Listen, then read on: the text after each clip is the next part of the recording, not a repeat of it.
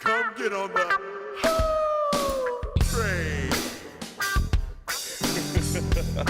Wait a minute. Hit it. Welcome into the Sports Buffoons podcast.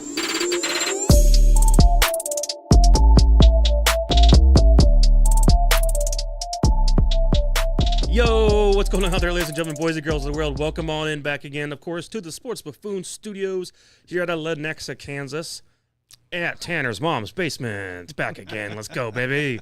Good to see you guys and have you guys here with us, of course. We started at a good time. I'm surprised it's not later than it is. So 8:30. that is good news. 8:32. Yeah, that's perfect. Guys, I have Tanner Dawson on my right and JG to my left. So what's going on, fellas? Yay. What's up? Hey, for those of you who live in Kansas City, I'm just putting this warning out here for you. If you're driving north or southbound on I-635, roundabout State Avenue or parallel, look out for those fucking potholes because they are fucking wicked right now. I hit one at full speed, and I was pretty sure I was going to have a flat tire, but definitely sure that I injured my cock. My dick actually got injured from hitting that fucking pothole over there. So just be careful on 635, guys. You're lucky it wasn't hard. So That's true. I will give you that. And thank you for pointing that out. I'm glad it was not hard. I would just say, I will say I agree. I drove all over freaking town today. The potholes are out, guys. They're out, especially North KC area. It is really bad. I was in Leawood, Lenexa, Overland Park, Riverside. Further of that, I was everywhere today. So, yeah, the potholes are wild right now. But it's all because I think the weather we had, the cold, and then the weather itself and the ice, and now the shit's now the just warming up. all And it's messed. going to get even worse on, Monday, Tuesday when it's 50s. Yeah, it'll be nice. It's going to be even worse. Do it Nice with it. outside, but Just you want to hit those potholes with a soft dick, which is, I think, the moral of the story. oh yeah. You'd be more like Tanner, I guess, with his, whatever. All right. Well, Sounds like you're mad. I don't know what he means if he's talking about why he's talking about your dick, but I don't know. Tanner, how's it going? It's good. It's good. Lots of news out there. Lots of stuff going on still, despite going into conference championship week. So, all over sports, NHL, NCAA, NBA news, MLB news going on as well. So there's tons of stuff out there. It makes me kind of sad though because we only have 3 NFL games left of the year. Yeah. And just the idea that MLB is kind of around the corner. The NBA's got some news. It's like this thing that I really don't want to have to deal with is kind of creeping in at the moment. And I'm like, I'm not ready for you yet. And that is, all the other sports because the NFL's the best. So, luckily, the good news is the Chiefs are still in here. Chiefs took care of business against the Bills and all that kind of good shit. So, I'm very happy about that. We will dive into that here in a few minutes. But I guess what you guys sipping on? I got that purple drink, man. I've been doing this fucking purple drink for the last 6 weeks. I actually had Is it COVID. expired? I told you. I haven't told you. You ask that question every week, dude. I told you. Every week, dude. That's a loaded fucking question. Well, I think he because- says the same thing every week, too. He So. does. No, I Yes. did not. I told you this. I did not tell you. I have had fucking COVID for 6 weeks, man, and that's why I've been drinking that purple drink to fucking cure this shit. Because I was wheezing, I couldn't even fucking breathe. They tell me it was COVID, but probably not. It's like the doctors don't even have a fucking clue what they're talking about. It's like they said, well, I went to the fucking urgent care, right? He's like, you don't need a test. You don't have COVID. And I'm like, really, doc? I'm pretty sure I have fucking COVID because I feel like shit right now. You should have been double He's masked. like, he didn't fucking do it, dude. He didn't fucking give me the test. He's like, I'll give you a test if you want, but you probably don't fucking need it. So I've been drinking. The long and short of it is I've been drinking this fucking purple drink or this pink drink. What is this, Tanner? Is it fucking Jose Cuervo? It's Pretty sure it's fucking Jose Cuervo. lemonade that's what it is, margarita. dude. Tanner, here's what I want to say. We're just going to get to the nitty-gritty of what today's topics are really all about. I do want to – we have a couple national days to speak of. We're going to bring one up right now. Today is National Beer Can Day. Beer can day for you guys out there. So I think it's interesting that specifically for cans, which are better than bottles, believe it or not, for your beer, But Tanner, you have a Pepsi can today. I do. So is there beer in that Pepsi can, or what are you concealing in there? Pepsi. It's just Pepsi. It's Pepsi. So there's no beer. Pepsi. See, here's my problem. I feel like I screwed up because I got a bottle of Coca-Cola, and he's got a glass of his purple drink. None of us are participating. So for beer can day, none of us. I was the closest one to a beer can. Right. So how come these are not more well known, and how come we don't get more days off through the workplace for things like this? Because it'd bring more awareness to the National Beer Can Day if we would get our day off, kind of like MLK. Stuff like that. I think that would help everyone have some awareness of what the day is really all about. So maybe that's something we can get working on. Could you imagine that many national days off? Nobody would work. It just depends on your religion at that point, I think. So what do you really believe in? And you just go by that. your religion would be the Mormons. Anything beer and the liquor? Mormons can go, get out there and start shoveling. The Mormons can do all the things because according to your religion, you shouldn't care about beer cans in the first place. Oh, so otherwise the town buffoons can go take the day off and just do beer cans all day. So it's sad. It's sad that you even brought that up about the National Beer Can Day because it makes no fucking sense. Well, I would much rather we should have 10 Martin Luther King Jr. days versus one National Beer Can Day. Do they still at bars? Yeah, so the racist over here is cutting me off before I can get a chance. I'm not talking about it. Do they still at bars? He cut me off, boys. Do mystery can? All the time. All the time, like $2 whatever it is? Oh, yeah. Depends on the bar, but yeah. But it's just a mystery can they pull out of the cooler? Yeah. I didn't know that they still did that. Of course. It just depends on the bar and whatever they want to get rid of, probably. I'm insulted by it. I'm just insulted by the whole thing. Again, you should not have that as a national day. I want 10. It's not. What do you mean national day? I want 10. It's just a national day. I want 10 Martin Luther King Jr. days versus one fucking beer can day. Stupid shit. And you're off that day. I'm sure. So there's nothing to worry about. The resident racist had something to say. He just wanted to interrupt you when you talked about having 10 MLK days. Yeah. Well, how do you feel? Do you think Colin Kaepernick's coming back with Jim Harbaugh's signing? Okay, can you just be quiet right now? Jim Harbaugh's officially hired to the Los Angeles Chargers. We're not. We haven't made it that far yet. That's not the topic. Is that a topic? That's not the topic. Tanner seemed to make it a topic all of a sudden. No. Why would it not be a topic? We're talking about the fact that... It was just done 2 hours ago. It seems like that should be our topic now, actually. We're talking about the fact that we have Black History Month coming up, and you're sitting here talking about fucking stupid-ass beer cans. That's what we're talking about. This is ridiculous. You want to have a different topic about the other shit? Jim Harbaugh, whatever. I thought we were transitioning into topics. Oh, I'm sure you would want to, wouldn't you? If you could stop talking about fucking beer cans... While we're sitting here, I was curious. I really haven't been to the bars that we used to go to. Do you understand that they've done the $2? They all still do. You understand that Black History Month is coming up, right? I'm aware. And you're sitting here talking about fucking beer cans. Well, that's today's I don't give national a shit. day. That's today's. I don't give a day. shit about you. That Black History Fuck you, is asshole. for another Fuck 8 you. days. So, Tanner, what is your take on Jim Harbaugh to the Chargers? Which was exactly what was said by us, I think, a month ago. Yeah. I called Harbaugh to the Chargers about a month ago. You did. I told you guys he was going to go to his former team he used to play for. I think you thought somebody, I think you said the Bears at first. JG. Well, the Bears was in the mix, I was referring to the Chargers because he played for the Chargers. But Eberflus didn't get fired, so that ruled him out. JG said it first, okay? I was on record first. I told you guys to fucking bet on it.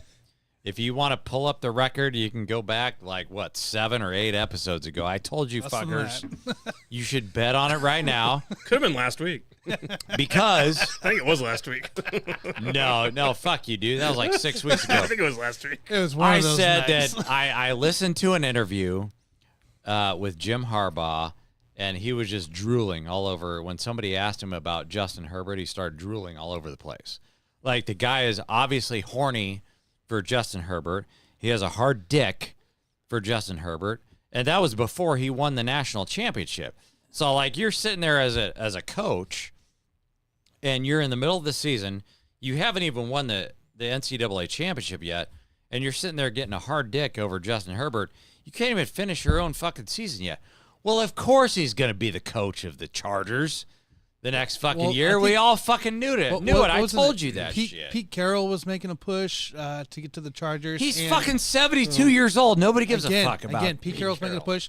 The Falcons interviewed Harbaugh 3 times, I think it was. So the Falcons did interview. Right? I wasn't 2 sure. or 3 no, times? I actually wasn't sure about that, but apparently he was. Yeah. I was aware of Belichick. Harbaugh, I don't think Harbaugh wanted to go to the Falcons, though. I don't think he did either. I think all along he wanted to go to the Chargers. Yeah. And that's where he's at. I think that was the right move. And here. Belichick, I think, will end up eventually just being with the Falcons. I mean, who you're trying to beat? You're trying to beat the Chiefs here. You're going on your 10th preseason #1 poll coming out into play.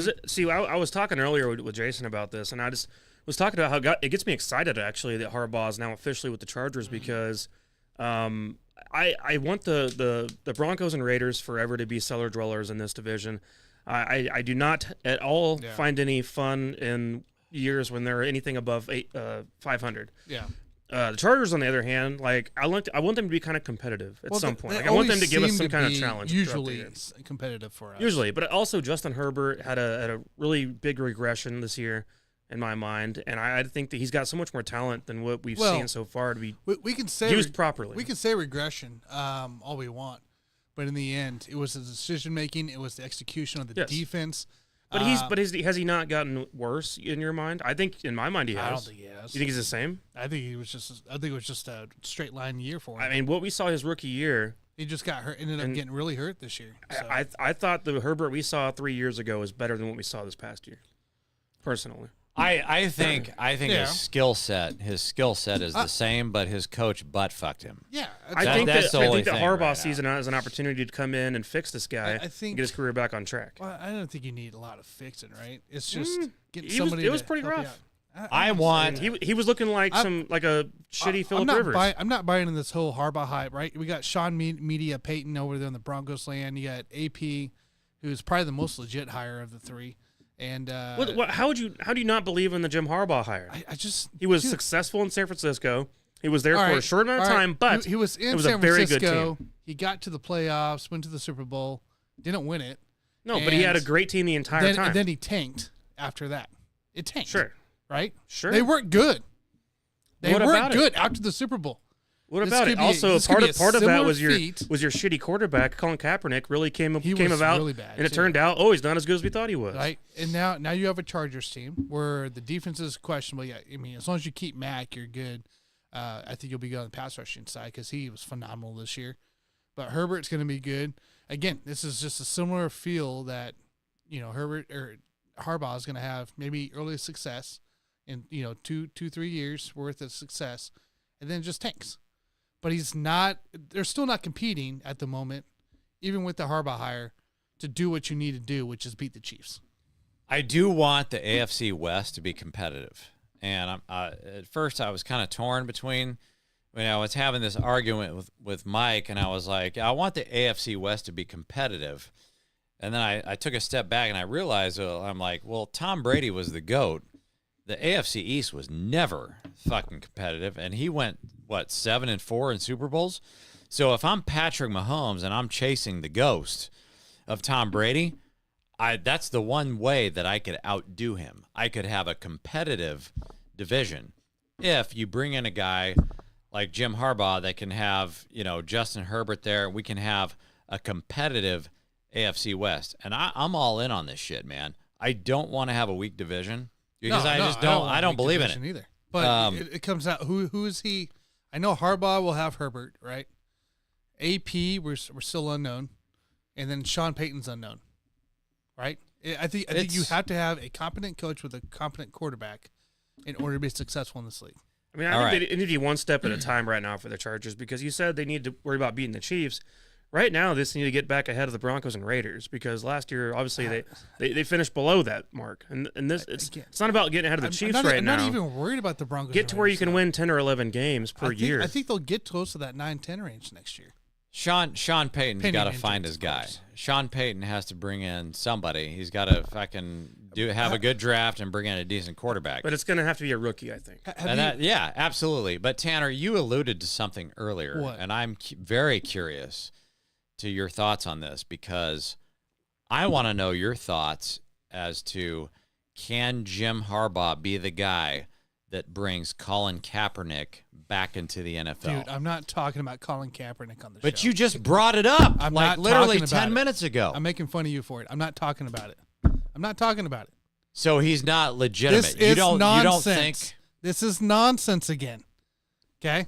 so if Justin Herbert, let's just say he gets injured for 5 weeks, would you rather have a dipshit as your backup quarterback, or would you rather bring in Colin Kaepernick? There are quarterbacks that are going to be out there who that are has more proven- serviceable than a Colin Kaepernick. I'm not talking about Did Colin it. Kaepernick never play in a Super Bowl? Is that what you're trying to tell Go me look right what now? he did afterwards, and look why Harbaugh had to leave 49ers. Go look why Harbaugh had to leave 49ers. But did Kaepernick Because he play? wasn't good. Did Kaepernick play in a Super Bowl with Jim Harbaugh?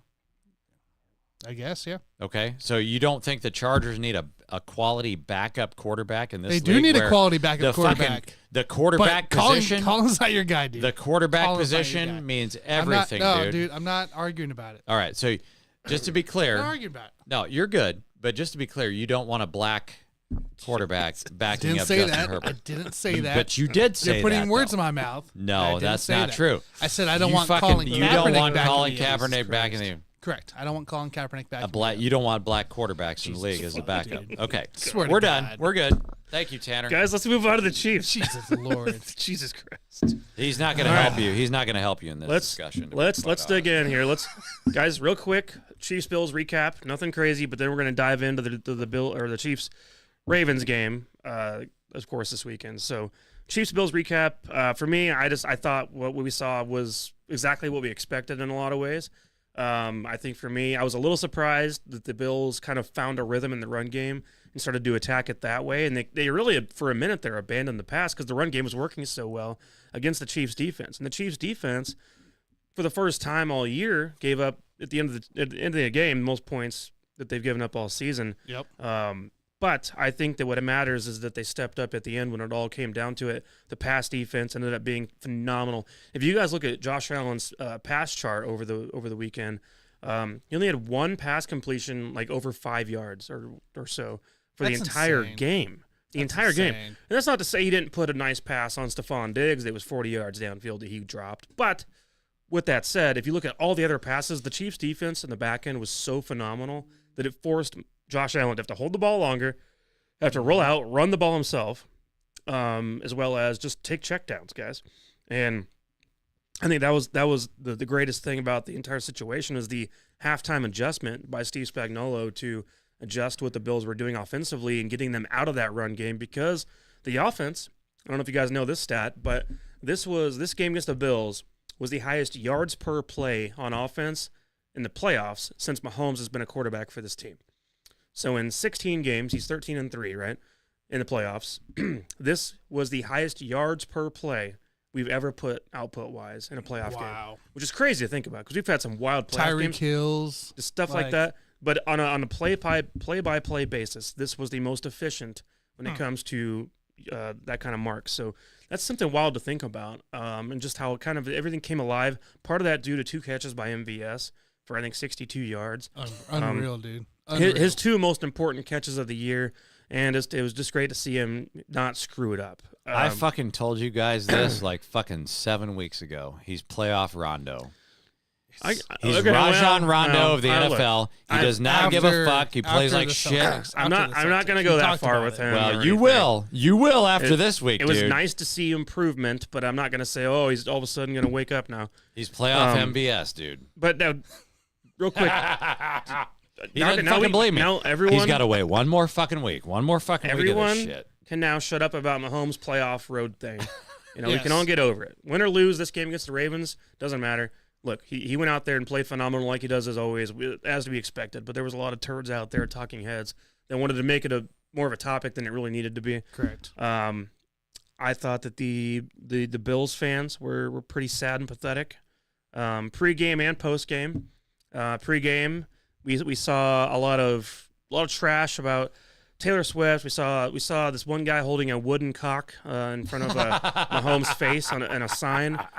We saw snowballs being thrown mid-play and post-play throughout the entire game throw it out there. Chiefs players, or to try to distract or break up plays as the game was going on. Yep. There was lots of hype and cockiness from Bills fans before the game ever went down.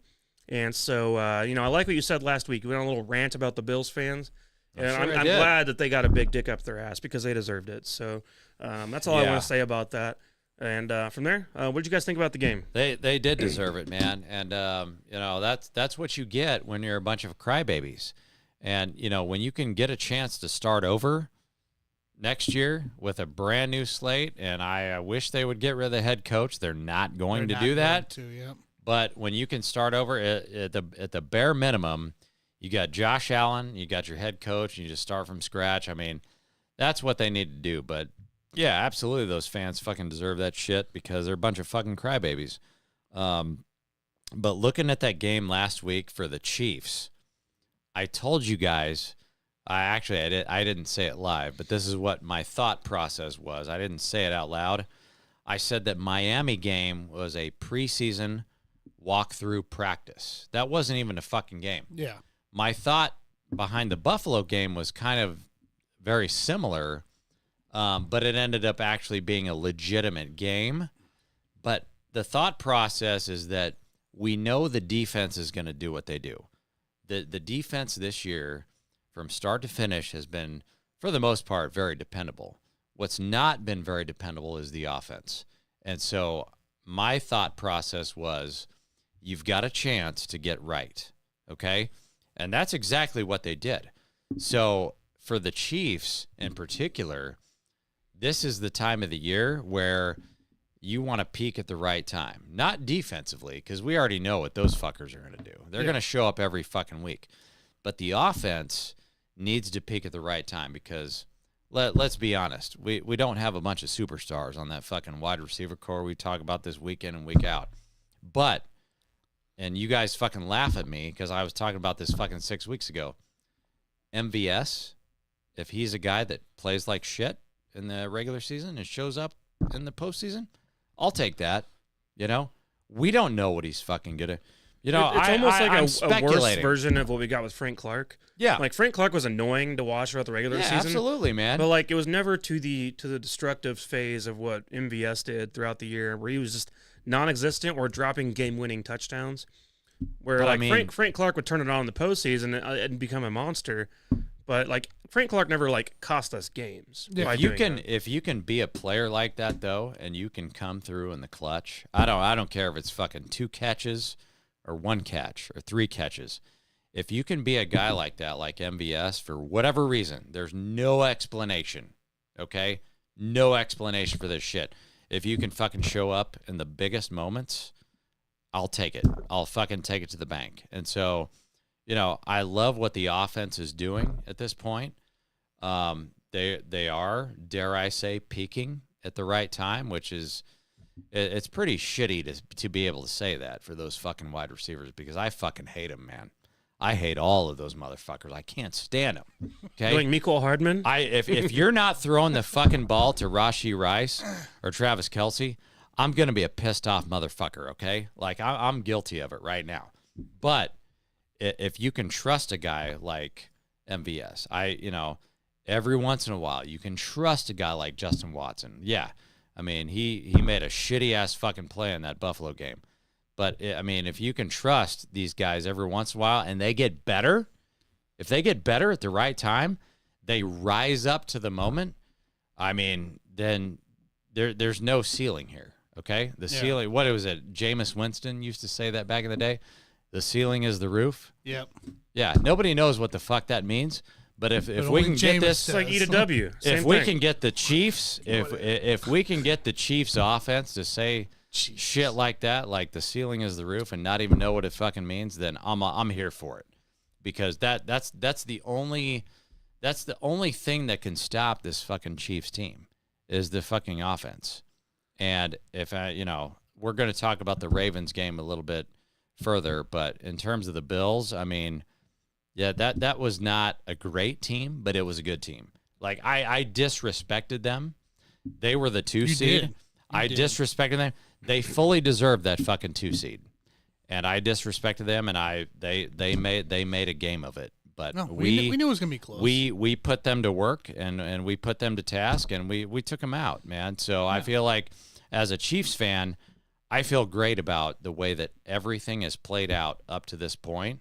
And now it's just a matter of, okay, let's move this offense forward. Let's take a step forward with this offense. We know what the defense is going to do, but I like the offense is catching a little bit of fire at the right time. Let's keep it moving in that direction. Well, it's weird that the way the play calling has changed and we're downfield, like you said here, for this game especially. And I mean, I think we all felt if Bass hits that kick, we all felt that we're marching down at least kicking a field goal. Absolutely. Right? I said that tonight to a guy. Yeah, and you're not feeling that way in Week 15 this year. I didn't give a fuck at all, about, right? I didn't give a fuck about the Bass kick because I made a I'm bet. telling you about the. I know what you're saying. He's saying if he had made the kick, that like we you had feel faith confident that we were going to drive down and march down. That's fine. he had a minute and a Buck half the left chance. or whatever. Yeah. So. That's fine. I knew he was going to miss the fucking thing. Dude, I placed a bet. Who did they fucking play the week before that? The Steelers. I placed a bet on the Steelers to Yeah, cover. it was, the same It was guy. 27 yarder and he I shanked it had inside. guys, I had no business betting the Steelers plus 14.5, but the motherfucker doinked a 26-yard field goal. Okay? So I knew fucking Bass was going The to only eat thing the shit. I would mention about that is throughout the entire game, I was watching his kicks, and they were all real close to being out. I mean, there was something off about his kicks to where I mentioned it at halftime to you guys outside when we were standing there.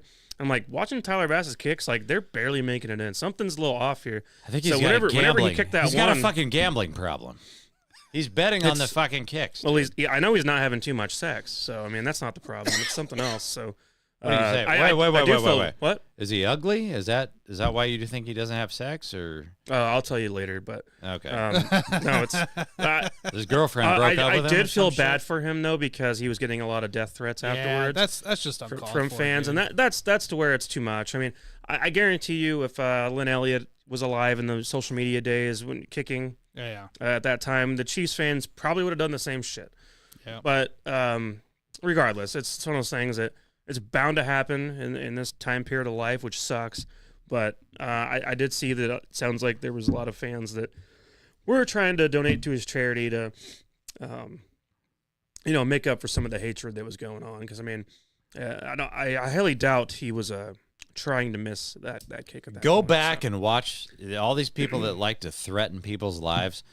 Go back and watch the movie Ace Ventura, because I'm pretty sure that was the movie where the kicker got fucking threatened. True. And good point. That might have been, how they talk about like Grand Theft Auto, like encourages kids to want to like get guns and go shooting. So maybe Ace Ventura: Pet Detective was actually training people at the time to start having death threats to kickers for missing kicks. Or in this case, it was actually the holder. It was laces out, Dan. Oh yeah. And so I mean, it was a little bit of both. It was a little bit of everything. And so there was hatred on both sides, the holder and the kicker. That happened a long time ago, man. Time ago, when they came out with movies, they were trying to train people. You know what's funny? He made little cookies for him whenever he came over to visit Ace. Yeah. And little football cookies. So, she's trying to make peace with everybody. But that was so long ago. You're training people that it's okay to make death threats to kickers. Right. When they came out with the fucking movie. People just like in Grand Theft Auto, you take a bazooka on top of a rooftop. He's fucking laughing over there, but that shit is serious. It's coming into fruition right now because we got death threats. So that's it. That's the kicker. movie that began death threats to kickers. Yep, was Ace Ventura: Pet Detective. That's amazing. I never thought about that till now. That's a good point you just brought up. I'm just happy it wasn't a black kicker because I would have been really pissed off. Dude. Well, those don't exist. Anyways, I would have been pissed off if they would. Hey, the Chiefs, remember Justin Medlock? Medlock, yeah. Yeah, he was the black kicker the Chiefs drafted. That did not end well. He didn't. He was not good. That was really bad. He was not good. So I don't know what the deal is with that, but that was a rough experiment. Sometimes they're just bad. I mean, every once in a while they're just bad. Most of the time, it's just a racism problem. Jesus Lord, dude. No, I'm serious. I don't know, man. I'm serious, man. All right, just quit it. He knows. He's just a fucking bullshitter over there. I mean, just think about the confidence there with the offense. What I was trying to get to before you guys got into kickers and stuff. So, I didn't interrupt you. You talk, Tanner. I'm aware who interrupted. So the basket, like just having that confidence coming out of that game I think is massive going into the Ravens game, whose defense isn't hurt. They are healthy, and they are good. This is a good team we're coming up on. I think the most important fact that we won against Buffalo the way we did, and the confidence that you had of Mahomes and the offense, be able to march down, in the final minute 30 or whatever it was. Like we didn't have that through 17 weeks, and we had it when we needed it. No, I agree with that. The offense all day was great. Yeah, I have no issues with either side really. I know you mentioned Hardman. I don't know if you heard, but Kelsey came out and said he blew a block on that play, and the guy that ended up knocking out the ball on Hardman's hand was his guy. Supposed to be his guy. And he's like, I'll buy you a car. I don't know what I gotta do. So, look, like that. Kelsey is an awesome teammate. He is. Kelsey's an awesome teammate. At the end of the day, he blew that block. Hardman was doing Hardman shit. I mean, guys. yes, we know that too. You know what I mean? Like Kelsey's the one when Kadarius Toney's screwing up, he's coming over and giving him a pat on the shoulder and talking with him. Same thing for Hardman. Yeah. Kelsey's being a good teammate. But just know he's claiming all on him. So I get it. All for it. But it's again, the play calling I felt pretty simple. Got spread open the field, attacked the weaknesses, which is your middle linebackers, the middle of the field, and that's what they did. Overall, pretty happy. We knew it was going to be a slugfest with this team against the Bills, and quite frankly, I'm not surprised the way it all went down with the final 2 minutes, and it could have came down even further than that. So I'm happy about the win. I just want to point out, I'm not going to say names or anything, but I did receive a text from someone that we know that's listening that mentioned that he believes that death threats are exclusively an East Coast thing. What do you guys think of that? Of anything? Death threats towards players? East Coast thing? That's what I was told. That's bogus. Go ask the Raiders. Go ask the Rams. Go ask the Chargers. I don't think Chargers and Rams fans care enough. I think it might be a little bit of something to that because I feel like there's it's not. But like Jets fans, even Giants fans, it might be a little bit more harsh over there. But okay, it's still a West Coast thing. I'm gonna take this Eagles thing. Fans, of course. Lakers, Clippers. If you think it's an East Coast thing, you're right. Because it's not just the East Coast thing. It is. No, dude. It's not. I'm going to simplify Cowboys this. down in Texas? I'm going to simplify it for you right now. I don't know. Tupac got killed first, and Biggie couldn't fucking believe it. Or he acted like he couldn't fucking believe it. He acted like he couldn't believe it. And then Biggie got killed second. Right. So who got killed first? That would tell you that it's probably a fucking East Coast thing. Yeah. They got more fucking killers over there. I could see it. A little more anger and angst on the East Coast for a lot of people out there, I would say. All right, guys, let's now that we talked about Bills for a minute. Do you want some comments here? Oh yeah, let's catch up on comments real quick. You guys are full of Dave's shit. doing I'm not bullshitting on you guys, Ventura man. deal there. Frinkle and Eichhorn. Yeah. Finkel and Einhorn. Finkel and is Einhorn. Einhorn, and Einhorn is Finkel. Einhorn is Finkel. Oh, my Lord. That whole fucking movie was based off of Lynn Elliott, I believe. Clint Eastwood, no talk about Jason Kelsey, our biggest fan of the game. Jason Kelsey's a epic guy. Sitting, no shirt the entire game behind Taylor Swift and the crew. I think I have a theory about what Kelsey was doing. Man. What a man. Kelsey's having a lot of fun. Apparently, it was his first time meeting Taylor Swift. But I actually think that because he knew the cameras would be on Taylor Swift so much, Kelsey was trying to steal the show. Yeah. I think Kelsey was actually trying to steal the camera from Taylor Swift by acting like an absolute maniac.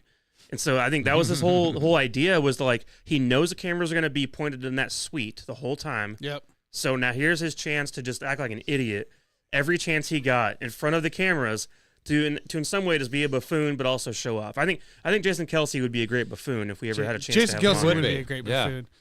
He opted out. He hopped out, celebrated, hopped back in. He also throughout the game let a Bill's little girl meet Taylor Swift. He held her up into the suite window so she could do it. He went out and partied with the fans. He was he tailgated before the game. That's what I meant. Tailgated. He probably crushed 25 beers. That's it. I don't know. That's all you're thinking. Saying, maybe that. I guarantee you was in his 30s. It could have been in that range. Could have been those little blue light things. But I thought it was just cool. Let Kelsey. He unleashed and had some fun and made sure others were a part of it too. So. Yeah. No, I thought it was funny. I guess. I mean, here's the thing: we're going to Baltimore, and I don't know if he's going to be there yet at this point. I didn't finish all the way through to hear it. We'll figure it out. Yeah, I do want to mention real quick the New Heights episode. He talked about how his wife was telling him to kind of like behave like his first time meeting Taylor.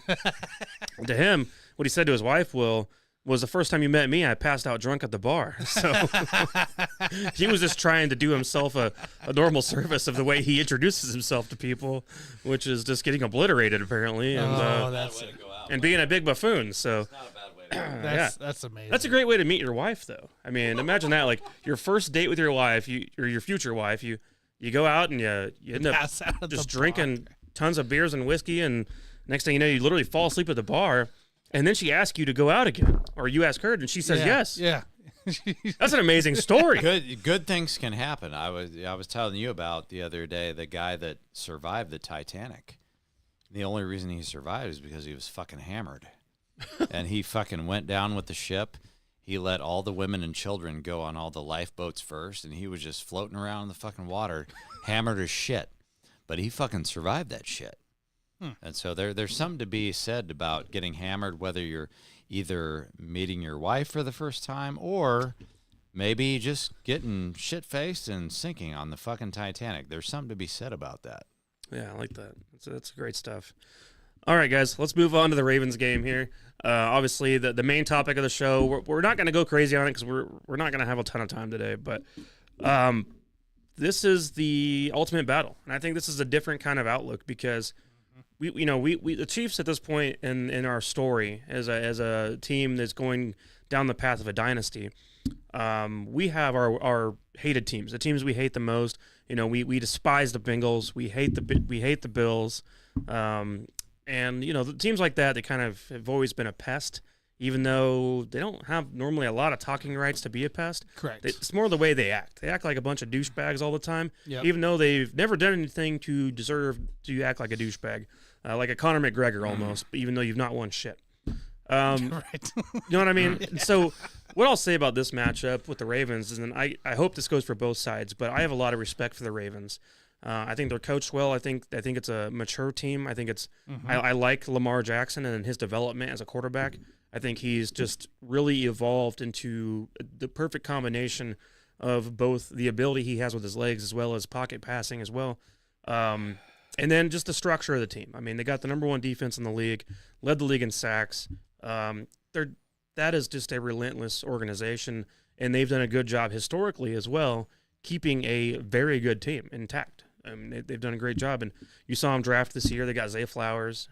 I like the running backs, even though obviously they've had injuries throughout the beginning of the year. Gus Edwards is still an awesome touchdown guy to get in the red zone and expect what you're going to get out of him. I like the team. I've always kind of liked the Baltimore Ravens.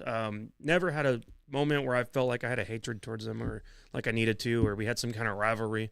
I hope it's a mutual respect between both teams, unlike we see with the Bills and Bengals. So win or lose, I just wanted to point that out. But this game is going to be epic because it is the number one defense versus the number two defense in the league, and it's one of those things where 1A, 1B in a lot of ways.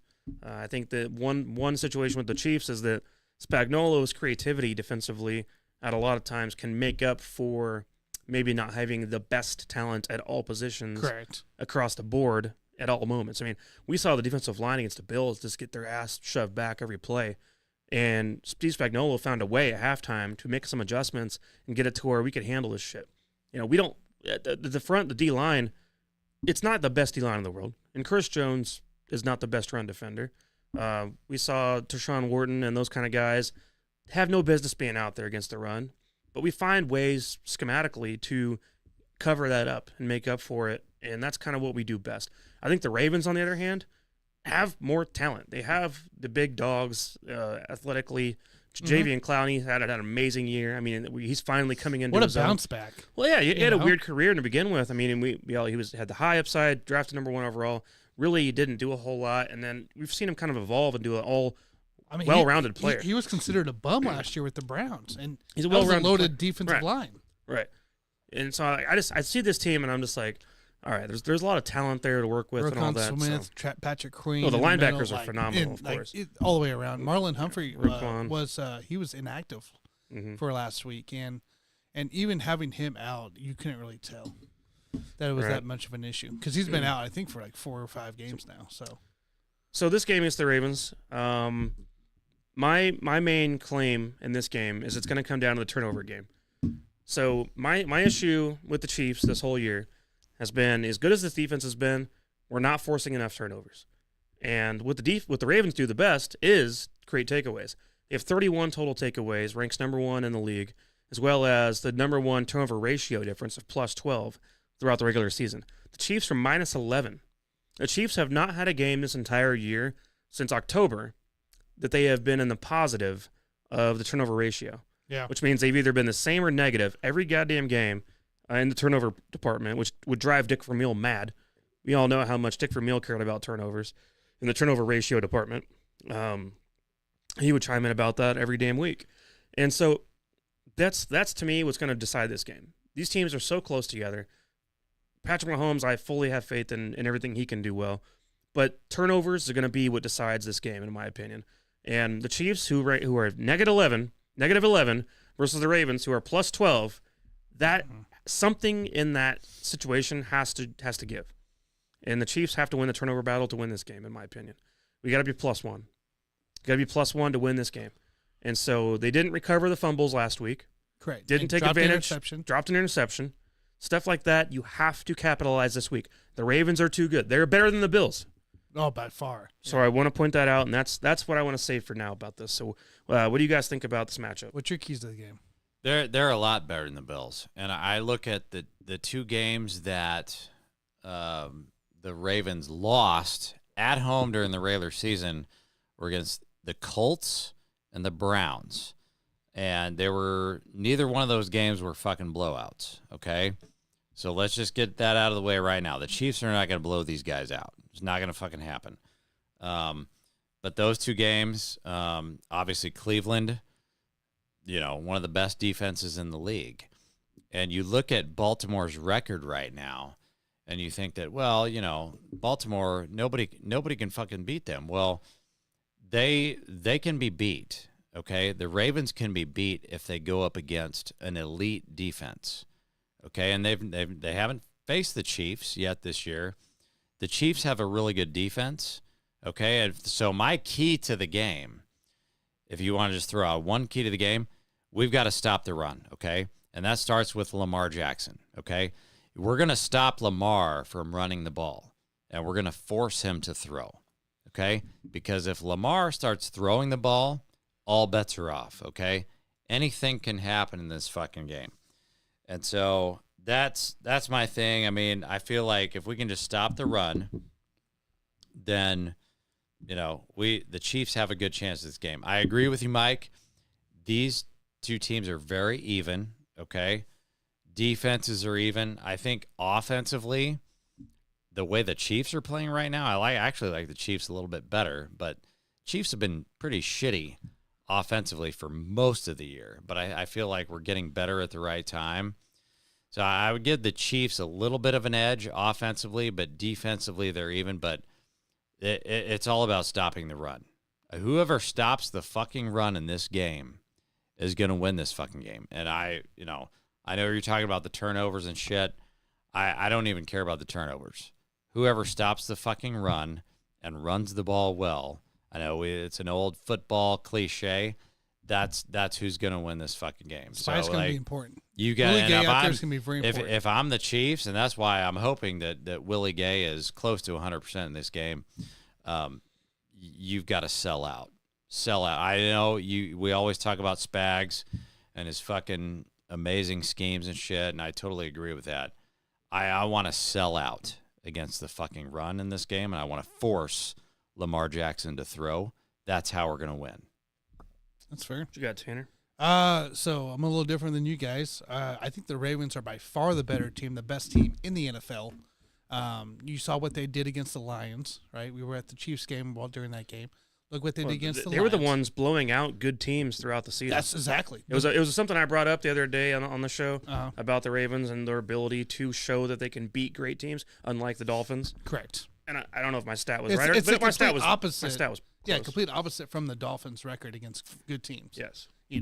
And I think by far, like, I know we're all high and mighty because we got 2 good wins. Our offense looked good the last 2 games, but guys, we were shitty all year. And this Ravens team has been nothing but phenomenal all year long. Yes, they lost to the Browns. It's a division game. I don't take that away from anything. We lost to the Chargers. We could have lost to Chargers, Broncos, and Raiders in our good years all the time. It's a division game. It's gonna happen, right? Something's gonna happen in that. So, I'm giving Ravens the full credit because they are the best team in the league. They are the number 1 team in the NFL. Do you trust Lamar in the big moments, or does he I think I remind do you? this year. Does he remind you of Peyton Manning back in the day, where he was an amazing regular season quarterback but couldn't get it done in the playoffs? No, I think Lamar, like, we saw what he did in 2019, losing to the Titans, and we ended up facing the Titans there. This is a different team. This is a different Lamar. Money's not an issue anymore, right? He's secured there. He hasn't been injured all year like he normally is since 2019, and he's been playing phenomenally. He's throwing touchdowns. He's not just, he can do footwork, but he's throwing touchdowns. I will say this about Lamar this year. Without marquee injuries. Overcoming a lot of injuries. Isaiah Likely's had a lot more snaps and been productive. And the running back situation to begin the year. A little rough. That Dobbins kind of going out stuff. week 1. He seems to do well with making up for a lot of the injuries that do occur for the Ravens. So, only thing I'll add to that is just that I know that the Ravens probably have the 2023 MVP, but I don't think the Ravens have the best player in the NFL. No, I'm not. Look, we know what Mahomes is, right? He's been this way for, what are we on, 5 years? 6 years? Mahomes? Yeah. 2018. 2018. So, what was that? 6? Yeah. Yeah. So, we already know who's the best player out there, but who's the better team in the end, right? And that's what it's going to be. I think the Ravens are the better team. The keys to the game for me is going to start with our O-line. Giving Mahomes time, allowing him to escape, to buy the time again. Mahomes will do Mahomes things, but also opening up the run game like they did against the Bills late in that second half, giving Pacheco the holes that he needed to. Allegretti is going to be your starting left guard.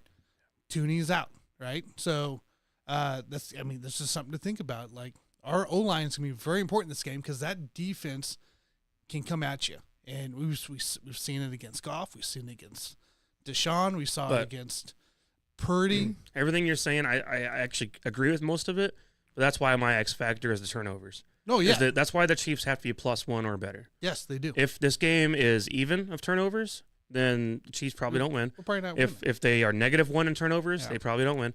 +1 or better is, in my opinion, their only chance. And they have not done that. -1. We were since- -1 against the Bills, and we won that fight. Not done that since October. We know the Bills are not the Ravens by far, right? We know this. We're going against a legit team. The first legit team we've seen all playoffs. I want +1 against this fucking team. We need That's my point. We need +1. That's the best and So, probably the only chance we're going to have to get a win here. I know you guys are thinking 1A, 1B. This What do is you guys- clearly 1 versus 2. What do you guys make of the Super Bowl logo, it being purple and red? Because I feel like a lot of people are out there, including Aaron Rodgers, saying that this fucking thing is rigged. But think about it, and right? it's going to be fucking Niners. It's rigged. and- It's rigged no matter what. So if the Chiefs But it's win, not, though. Yes, It's it will not, be. though. If the Chiefs win, then you got Taylor Swift in the Super Bowl. If the Ravens and Niners win, then you got the matching colors. But nobody's talking about Taylor Swift right now. If you have the Ravens, we're going to talk about it on this show, and that's why I want the Chiefs to win, because we can promote Taylor Swift. Well, if you have the Chiefs or Ravens and the Lions win, well, I saw this on a tweet, and you're just covering your ass. And then if the Niners Chiefs win, then you're something else with it. So, but I'm telling you, if Chiefs win, you it's can Taylor always, Swift. after the fact, come back and try to claim rigged. Everything's you rigged. can, Everything's but rigged. it's the logo right now. The fucking logo is the Ravens the fucking 49ers now. In my mind right now, the two best teams, top to bottom, in this league, it's AFC and NFC, are the Ravens and 49ers. Yes. That's true. I think those are the two best But teams. you can't make the colors of the Super Bowl like that right now because people are going to say, okay, yeah, we fucking knew all this shit. We knew that was going to be. There was a fucking local news station that said that the Ravens and the Niners were going to play in the Super Bowl. Like, they already put that out there. I think it was something like a Canadian program also had, like, Niners, Ravens, and the Super Bowl already programmed. Yeah, in. so if you do that, like, for it's all rigged. My right? point is if those two teams make it in there, like, seriously, like, even as a Chiefs fan, I would much rather see the Ravens versus the Lions than to see that bullshit go through where you guys fucking rigged. Well, here's the thing. Well, you Both want to see fucking the two teams, and I best have to teams. sit there and watch that shit. Even if the Chiefs were to make it versus the 49ers or something like that, people are going to claim it's rigged in favor of the Chiefs because Sean Smith's the referee who Yes. favors the away team. The away team, And too. so they're going to also claim rigged. So no matter what happens, no matter who A ends up rigged in the team Super Bowl, wins. it's going to be rigged. The colors Something's are, rigged at all times, The apparently, colors are more important Dude, to me. there's The colors are the most important. You're worried always about coloring colors? this. I'm worried about the colors of the Not logo. the fact that we have the greatest away referee officiating this game. The logo of the Super Bowl is purple and red. And if they let that happen, then everybody's going to fucking know it. All right, It's let's bullshit. catch up real quick on the comments. All right, let's see here. Dave says, Clowney, who knew an 84-year-old could play like that? That's fair. He's not that old, dude. I got his fucking rookie card. Dave says, Hamilton on Kelsey will be tough. It will be. It'll be fight. It's beatable. Tranquil will have to play Spy. Tranquil and Gay, both. Okay. That means, Dave also says that means statistically they are due for a shitty game. Yes, okay. Who's Dave, due? Come on. Wait, Ravens who? are due for a shitty game, I think. Well, that's He's just fine. saying- No, that's fine. Because they've been What's- so good. what's against No, they've been teams. a fucking buzzsaw. They're a fucking buzzsaw. They're the 2014 Kansas City Royals, if you want to know the truth. They're a fucking buzzsaw. Flynn is what said, whoever wins this game will win the Super Bowl. That's correct because I don't believe in the NFC. I haven't believed in them all year long. And guess what? All the games have proven my theory of the NFC versus AFC. We're looking at the Super Bowl winners of this game. I agree with that. Plain and simple. I agree with that. In fact, the Ravens do win. I'll be rooting for the Ravens. Ravens will win. I will root for the They Ravens. will win the Super Bowl. I think want to if see you them win if see- we don't beat them. If you see a Ravens versus Niners, then I do not think the AFC. Look what they I don't did to think the AFC freaking is gonna win Niners that shit. already. It wasn't even close. Yeah, that's one game, dude. You don't believe in the revenge factor? You don't think that's a thing? No, I believe in that the better team You will don't win, think if and the the Chiefs- Ravens will win. You don't think if we throw I the can't Chiefs? believe you're Listen even to me. saying an NFC team would Can you win. just shut the fuck up This for is 2 ridiculous. seconds? You don't think if the way they throw the Chiefs in there with the Lions again, you don't think that's a fucking revenge game? No, we know that one. You think the Lions are going to Chiefs beat them would win. twice? Chiefs would win. Chiefs should have That won. would also be rigged. It's a because fucking week one. revenge Chiefs game, should've won. dude. It'd be rigged if that happens Yeah. because it happened week Week one. So it's Very revenge- first game to revenge the very last game. That'd be rigged. Yeah. Chiefs should I, have won. I know what you're talking about. Whoever wins this game, blah, AFC. blah, blah. but AFC is that's the not that most easy, dominant man. league. Well, Not that fucking Hey, easy. it was on my pick'ems. So Yeah, your pick'ems. Not- Dude, not- and not- you've won. not Wednesday night pick'ems. To be clear, you've won people so much fucking Not- money not this Wednesday year. night Like I can't pick'ems. even taste it. Not Wednesday night pick'ems. Anytime I saw an AFC versus NFC matchup, I bet the Steelers and Seahawks with Rudolph's first game because that was the easiest matchup because it was an AFC NFC matchup. I just realized how shitty your easy money bets were this year. That the fact that I should probably get Well, my hey, easy money bet. How about prepared. How about you learn to Yeah, win? you should. I should probably get it prepared for this Well, week, like here, starting right before now. you do Aren't that, you? hey, real quick, hey Tanner, So mad. I didn't even look at that. go over the Ah. injury report from here today, Wednesday, and then we'll do picks. Talking about the guys And then we'll losing talk his for a easy minute. money bets. I about want the to know. Lions game. I want to know how All right. shitty my percentages is right now. Well, 'cause I know I'll- it's getting bad. we'll give it to you It's in a getting minute. pretty bad, dude. So your do not practices for Wednesday here. Naughty, of course, didn't practice. Sky Moore still hurt, did not practice. Trey Smith with an illness did not practice. Mike Edwards is still in concussion protocol, did not practice. Isaiah Pacheco with an ankle toe injury did not practice. That I looked it up more.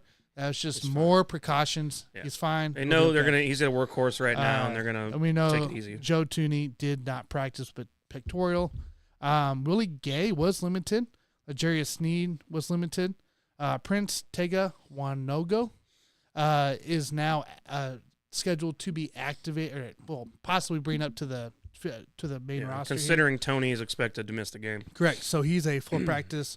Kadarius Toney was a full practice. Rashee Rice full practice. Everybody else was full practice. So we'll see if Toney actually gets the nod this week. Yeah, I'd be curious to see if Tony's involved or if he could get back on the field for any reason. I do not want a game plan based around him.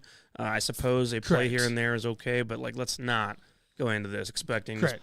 I think they're going to wait. him. I think they're going to wait until the end and say that he's got COVID and that he's inactive. That's what I think is going to happen. Baltimore Ravens. He's got COVID. Mark Andrews is officially active. He had a full practice today, so he should be back for the Ravens team. Marlon Humphrey was limited practice with his calf, and then Rocky Sin was limited. Tylan Wallace, the wide receiver, which is like a fourth stringer, but he did not practice. And Kevin Zeitler had a rest day. He was a guard. He's the guard. So, and that's really it for Ravens. They're not banged up like the Chiefs are at all. You boys want to do a prediction right now, or what are we doing? Let's do our picks right now. All right, boys. The Ravens are the superior team, right? No, there's no doubt about it. Ravens are better. I think they're better offensively and defensively, which is exactly why I think that shit's been going on for way too long. So I'm going to take the Chiefs here. I'm going to go contrarian. Okay?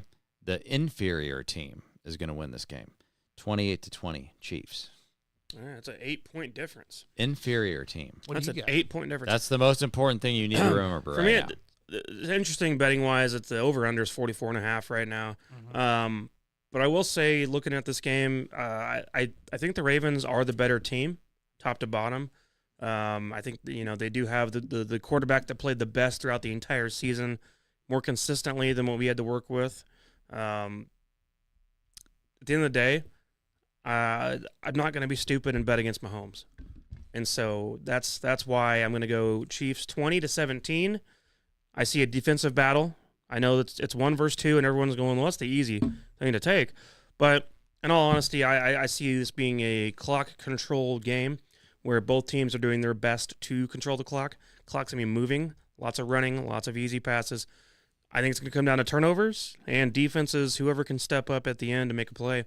So only a 37-point game total, but I'm not going to bet against Mahomes. I won't. I won't do it until I'm given a reason to bet against Mahomes in big games. I'm going against you on the over-under shit because I think every time you see two teams that have the two best defenses and everybody goes on the under, I think that's the exact point where you should bet the opposite of that. And I think it's going to go over. It's a tough game. It really is a tough game to try to predict what could happen. We could see a similar Browns game where it's 30-29 or whatever it is, right?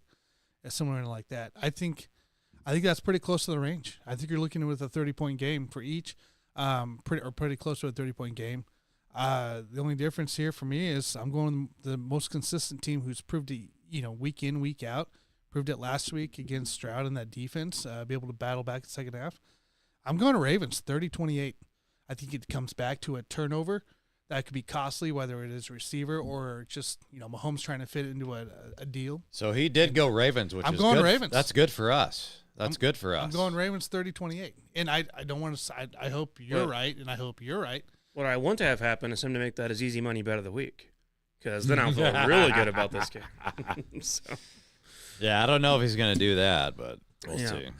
Guys, real quick, do you guys have a minute to talk about the Lions 49ers? Come on, boys. We Let's don't fucking do it. We don't need to dive in by any means, but hey, it is the NFC. It's the NFC Championship, so let's talk for a second here. I have just a couple questions because we're unbiased in a lot of ways about this game, but I just want to ask you guys, who do you want to see win this game?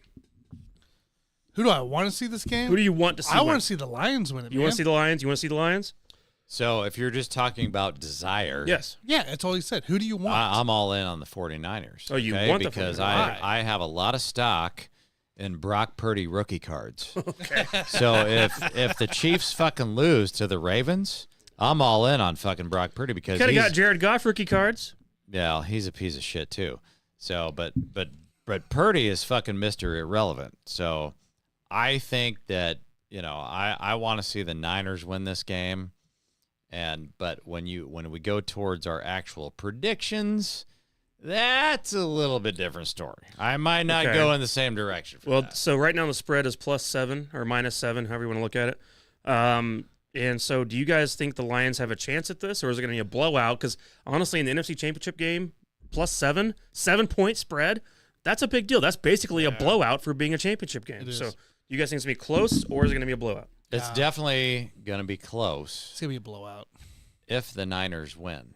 It's going to be the close. Niners will win. If the Lions win, it could be a potential 10-point or more differential. Outside of the Chiefs, look what the Lions have put up against good teams, right? No defense. They haven't. No fucking defense.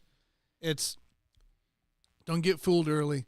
This is going to be a Niners blowout. I think they easily win by 15 or more. So, okay. Yeah, so the way I look at that is the fact that they played pretty shitty. I understand it was in the rain. Played pretty shitty against another NFC North team in the Green Bay Packers. They also played pretty shitty, I believe it was on the road, against another NFC North team in the Minnesota Vikings, which they lost. So they have not fared well, I would say. I understand they won the last game. They look like shit against the Packers, but losing to the Vikings in the regular season, that's nothing, dude. That doesn't strike me as a we very lost good game. to the Colts last now, year. That I'll give you credit. That was the worst. That was the worst loss on their resume because the rest of their losses were against pretty good teams. But I'm telling you what, this whole fucking game, guys, boys, it rides on fucking Deebo Samuel. The guy's not fucking healthy. He's 50-50 right now. Brock Purdy against that game against the Green Bay Packers, he did not look 100%. He did not look right without Deebo Samuel on that fucking field. And so I think that's the tipping point in this game. If you do not see Deebo Samuel play at all in this game, then I would actually probably bet on the Lions to win. If Deebo Samuel does play, then I would say the Lions are still going to cover. That 7-point spread is ridiculous. Absolutely ridiculous. Even if Deebo Samuel's on the field, I'm taking the Lions to cover. Okay, just throwing that out there. But if Deebo doesn't play, I think that the Lions can win this freaking game. I want them to. Trust me. You're looking at the injury report for the Niners. I don't want him. That's my whole point. I know you don't. I want Purdy. I want Purdy to be a superstar. That's my personal preference. Bosa did not practice, but he was resting. But he's not going to be a fucking superstar. Trent Williams did not practice. That was resting. Deebo did not practice with a shoulder injury. Everybody else was full practice. Greenlaw, Armstead, Odom, and Thomas. Detroit side of things here.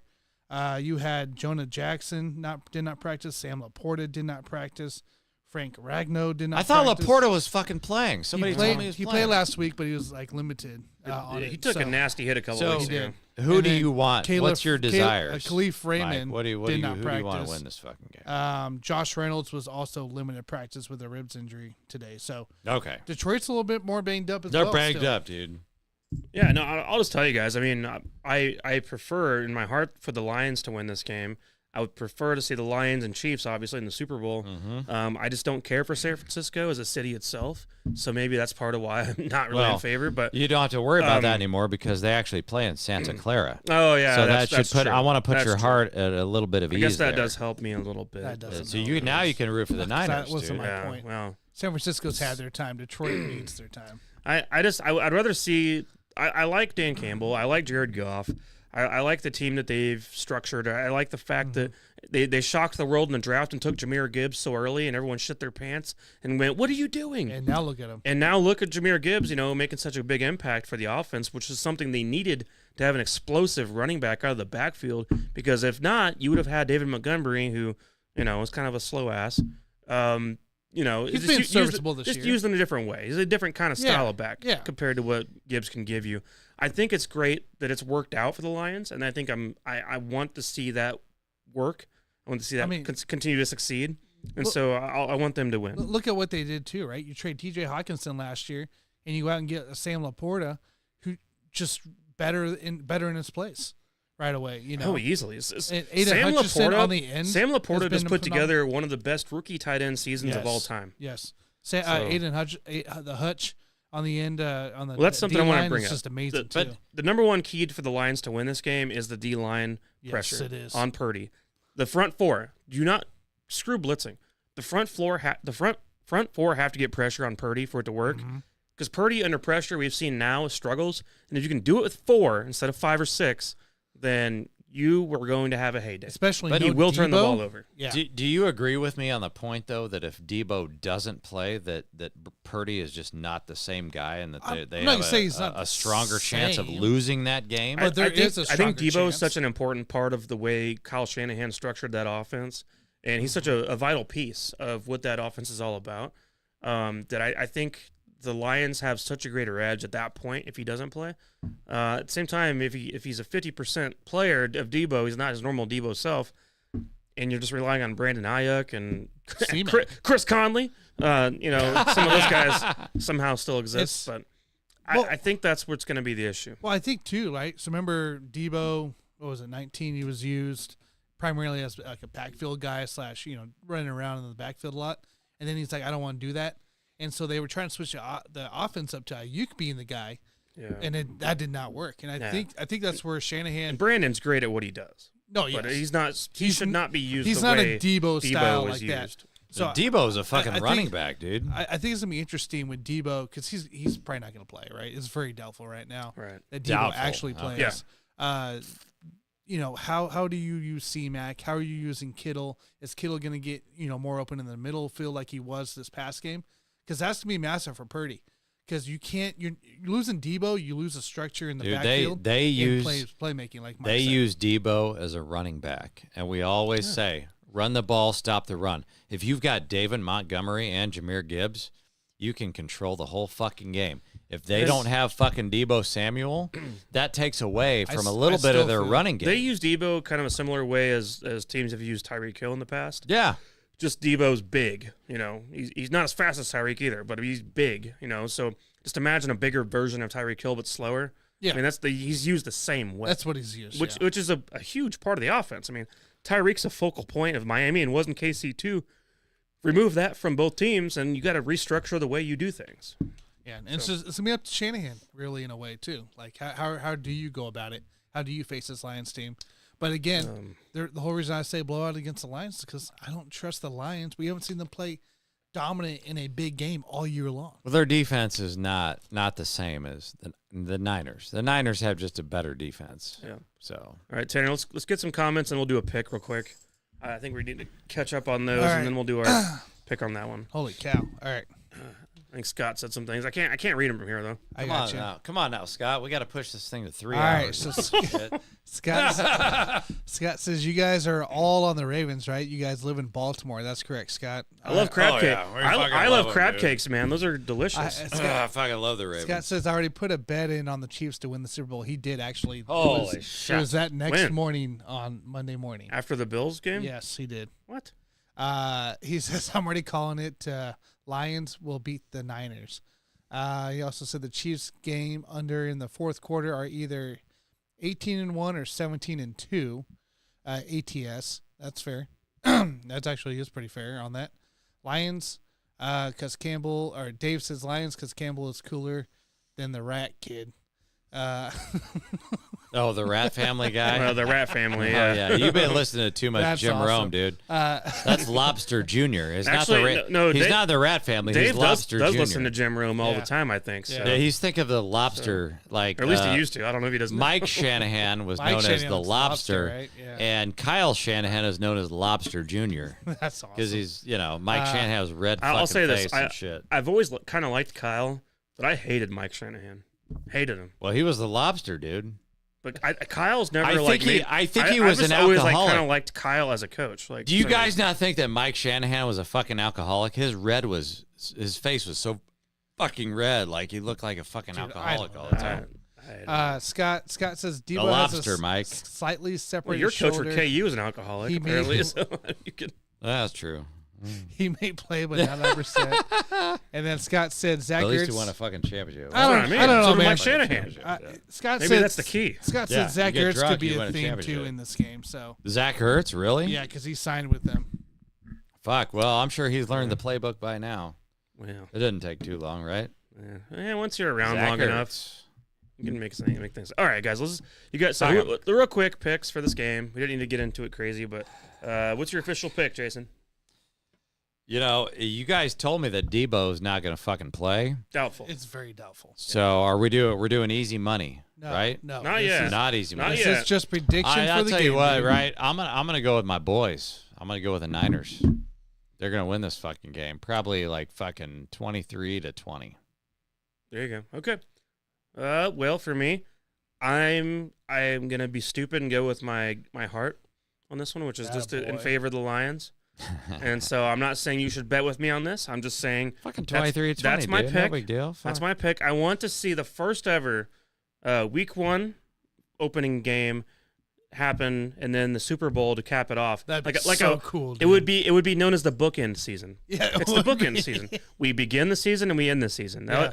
And this time, Kadarius Toney doesn't shit the bed. How could you ever say first ever without talking about the first ever AFC Championship with 2 black quarterbacks? Shame All right, on you, man. what's your score prediction? I don't Shame know on you. you. What are you talking What's your about? score? What's your score? We've never had 2 black quarterbacks ever What's in the your AFC What's your Championship score prediction? face-off. What's your score prediction?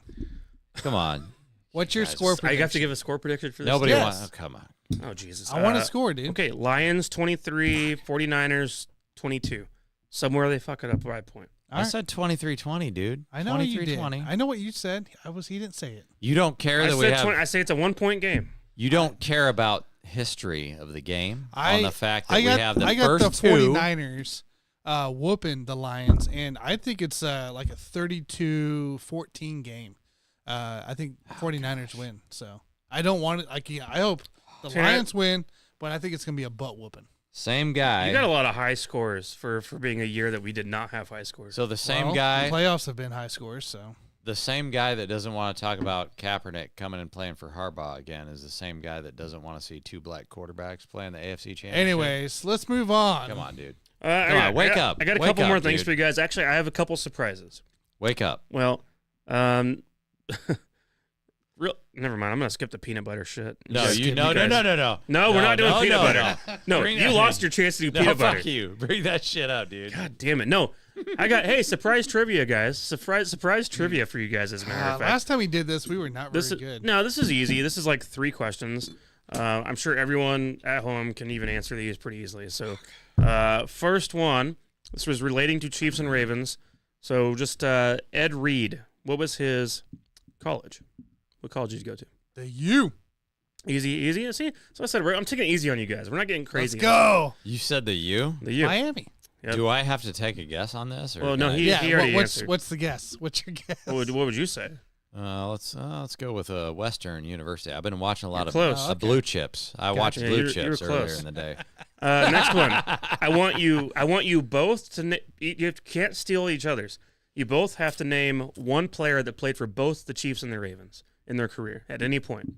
Oh fuck, that's easy shit, man. So you pick one, and then You're you a turd So if you got to he's say a one right fucking away. piece of shit One of if you he two has to is. say one right away. Marcus Peters. Okay, so he's got one. Yes. Now I'm a what's yours? You got to superstar. say one.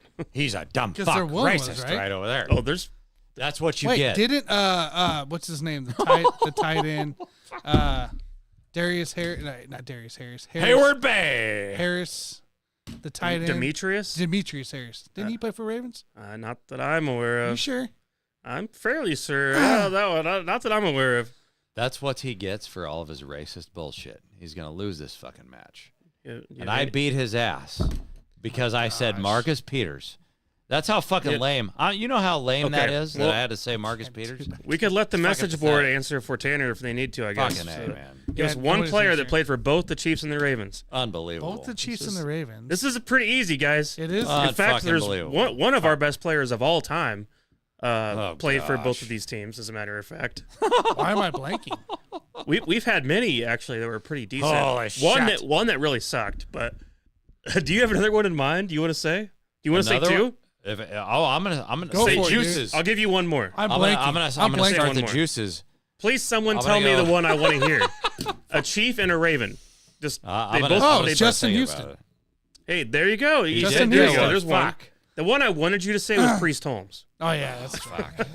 Yeah, He had 1,000 I knew I was yards. missing something. He had 1,000 yards with the Ravens, and then came to the Chiefs right after that, and then and had killed it as well. the rest of his career. So Yeah. Did you at least you got it on your own? You didn't cheat. Oh, No, I didn't man. cheat. I was really hoping. I don't know. I was curious what you guys would come up with. On I that wanted one. him There's to a few fail. obviously you could go with. At There least were- I'm no happy one's- I beat his How ass. come no one but- said Demarcus Robinson? Like I don't understand that. So Well, that guy fucking sucks. I was expecting because it was like literally last year. Yeah, I So- just kind of, took DeMarcus out of my mind. when That's he left. fine. Whatever, man. Whatever. Okay. My so my when my shit brain came out, I really wanted to say Kyle Orton, but I was like, nah, that's probably not true. no, that's not true. That's not fucking If true. any He's of you listening, he was just a have- dirty piece of shit that could play it on have any a fucking Chief team. / Raven that you guys have that we didn't say, go ahead and type it in on there. One more question, just because I'm wanting to go quick hitters here. What year did Jamal Lewis have over 2,000 rushing yards? 2003. There you go. Look at Tanner. Oh. Look at Tanner. How did you remember that so Wow. quick? I just knew it was like early in the 2000s. See, I'm I just was gonna surprised you were that say- quick about it. I was gonna say 02, but the sad part is Well- that I literally walked into the Pro Football Hall of Fame in that year and saw his fucking jersey after he fucking did that shit. Yeah. So he fucking he beat me on that. I was gonna say 02 just as a guess, but yeah, that was the same year. it was he, 03. He broke the rushing record for a single game of 2,000, or it was 295 Yep. at the time. They had Adrian yeah. Peterson went on to Ended beat up it by breaking 1 it. yard. Yeah. But he had 2,066 yards rushing for the Yep. entire season. That's the year I went to the Pro Football Hall of Fame. That 2003 was a fun football season. The Chiefs went 13-3. Our defense was terrible, but every game was a lot of fun. I mean, it was wild stuff all the time that year. So the 2003 is one of my favorite years in football, other than when we got to the playoffs and that didn't end well. So, guys, I do not have any peanut butter for you, so we'll just skip that one, and we're gonna jump over to easy money. Easy money bet. Let's get a quick recap. Easy money pick of the week. Let's get a quick recap here for what we did last week. Jason on a 2-game losing streak right now. I shit my pants. He had Texans +9, I believe it is. That did not come I true. shit my pants, dude. But Last Mike couple and I weeks. swept our picks here. Mike had Chiefs +3. You guys are beating me now. You're No, both you're fucking not. beating No, me. you're I not. am. No, He's you're not. You're not. Mike had Chiefs +3. He got the What's- dub on a 4-game win streak. What is? Hold on. Wait, Give I him had the plus. Hold on. percentages. Come on. You saying I had +3? Yes. Technically, that's a push. Well, did we win by 3?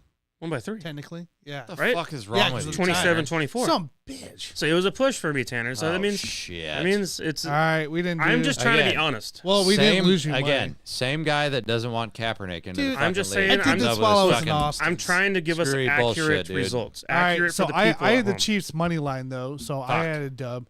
And then we had a push as well for the +3. Give me the fucking percentage. Come on, dude. Well, So- what's my updated percentage now? JG's win percentage is 50%. Oh, You're at 50. Mike's win percentage is 55%. Oh, that's a professional. And then my win percentage is 44.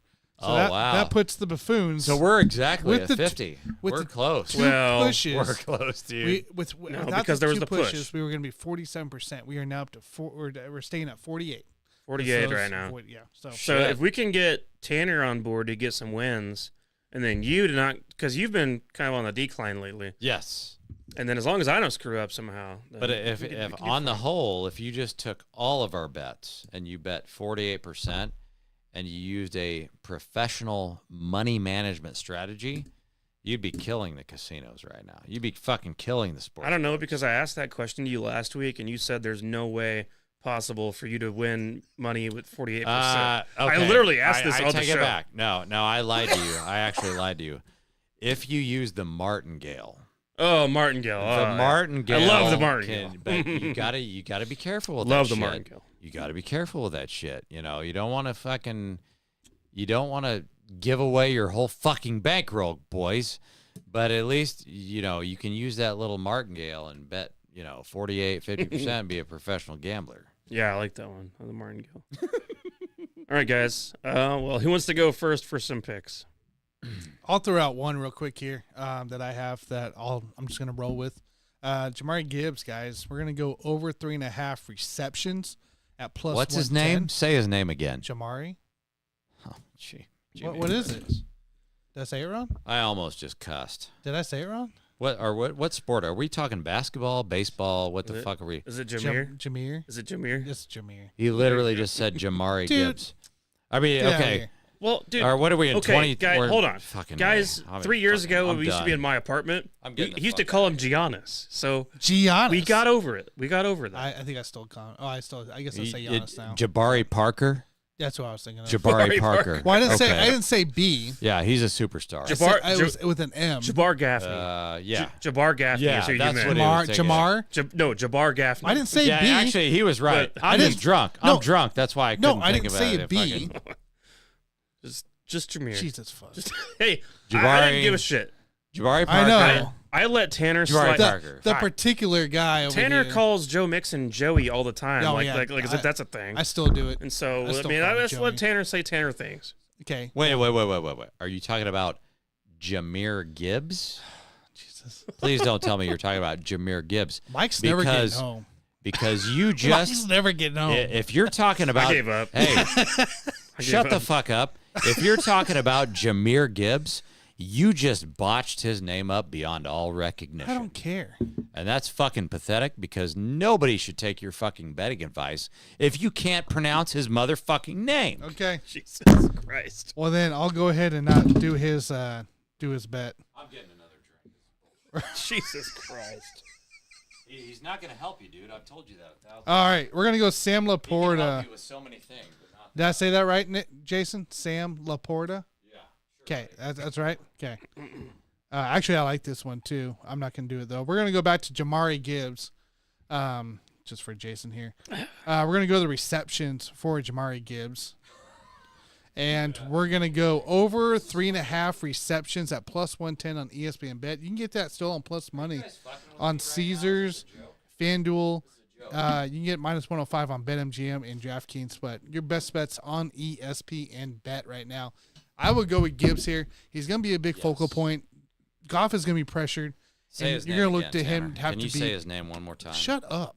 No, you're going to have to look shut up. part of the big offense Fucking part of bullshit. it. So look at Gibbs here, over 3.5 receptions. Yeah, Get it Jabari before it goes Parker. to 5.5 because it's going to scream to 5.5. You fucking guys. All right.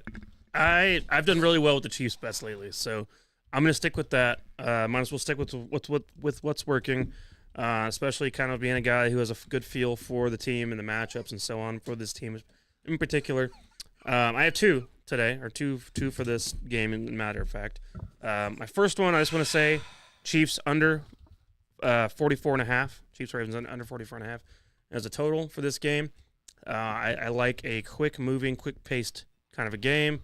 And that's just, I don't know, that's just how I see it unfolding. As long as, the run game is going to work for both sides, then I can't imagine it's going to be an explosive offensive day on the number 1 and number 2 defenses.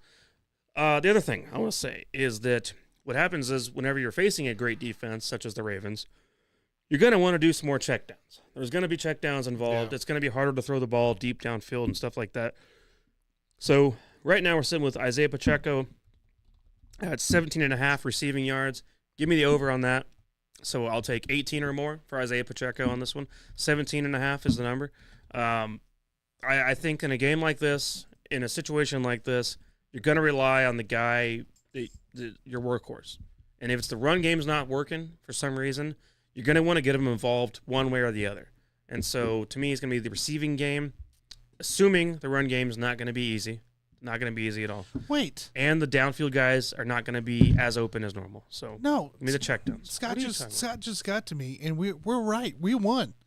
Plus 3 is right. not a push.